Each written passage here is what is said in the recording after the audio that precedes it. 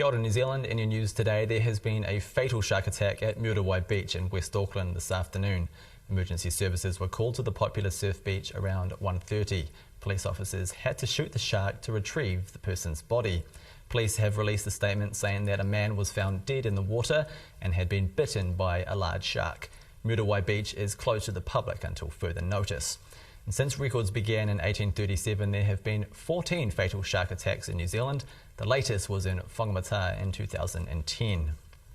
The Māori Council has lost its case before the Supreme Court on water rights, giving the government the green light to go ahead with asset sales. However, the Supreme Court says the government has to be aware of its responsibilities under the Treaty of Waitangi to Māori when they begin their partial privatisation of the assets. Mana Party leader Hone Harawira says the fight will go on. You've got to keep smiling and keep fighting on in these sort of situations. So I'm not exactly sure what the next steps are, but I'll be there if the people decide that action needs to be taken, whether it's in the courts or anywhere else.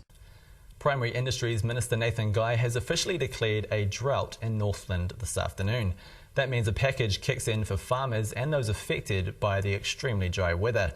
Nathan Guy says a close eye is being kept on the Waikato and the Hawke's Bay, and he also urges farmers to ask for help if they need it.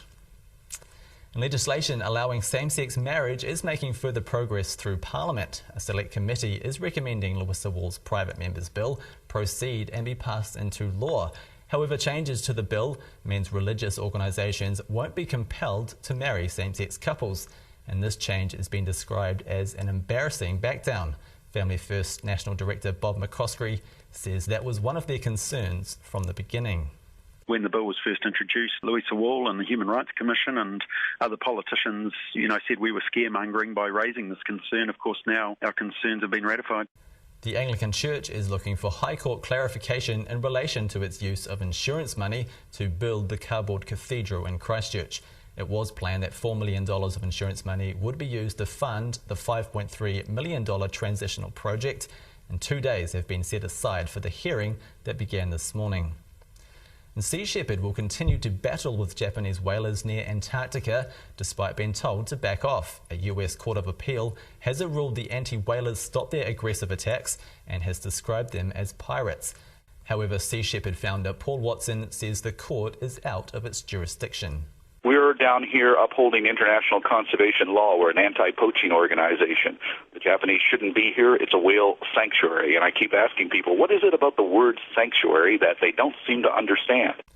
And there's a big push to get people living in apartments to take part in this year's census. The information they give could help decide how many buses run by their door, what kind of businesses set up in their street, and even what their inner city supermarket stocks on its shelves. The census forms need to be filled out before March the 5th and can also be completed online. And finally today, Air New Zealand's launched another of their Out There safety videos. After Hobbit and Rugby World Cup themed efforts, the airlines employed adventurer Bear Grylls in its latest effort to get passengers to listen to the safety briefing. And not surprisingly, it's all filmed in the wild. Pulling this handily placed red tab inflates the jacket. Chopped away. But don't tug it until you've left the aircraft. And that was your news for Wednesday the 27th of February. Ka kite anō.